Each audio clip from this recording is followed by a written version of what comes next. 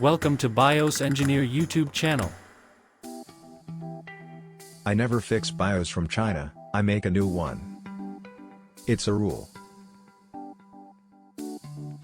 Today I present BIOS for a line of motherboards based on the Intel C612 chipset from Machinist and similar boards from other manufacturers.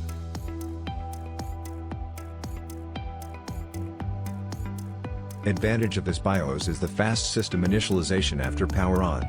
The main reason for creating this version is to make the BIOS support the Clear CMOS feature, as well as other firmware that I have created support for ECC registered memory and menu for managing timings. Available CPU overclocking with an unlocked multiplier. Thanks to Xcode 0 from GitHub, it is now possible to use resizable bar. The first BIOS release was sponsored by the Machinist store from AliExpress, but now they do not need to support it anymore. The latest boards have changes in the component base, and in order to create an up-to-date BIOS, I need resources. If the brand store does not support this, the responsibility passes to the buyers. This is a huge disadvantage of purchases in China, you do not get support at all. For example, today, to create a BIOS for users, I will need about €700, which is about 200 purchases. Without this, the release of new BIOS is impossible. With this firmware, there may be problems with Realtek HD audio at motherboards manufactured 2023.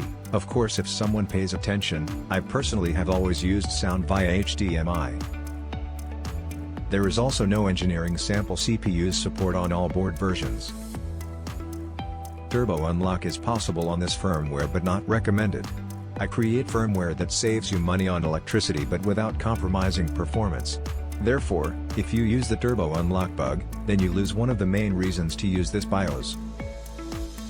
In addition, Xeon E5 version 3 processors are not new, and turbo unlock can significantly reduce the hours of life of your CPU.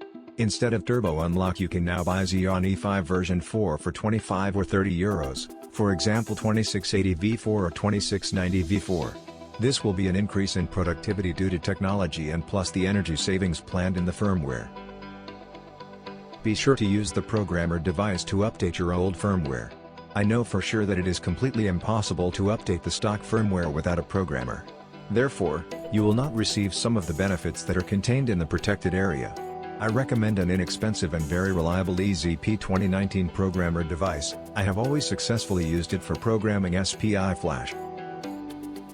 For those who already bought this firmware, please indicate in the comments for which board model you applied it.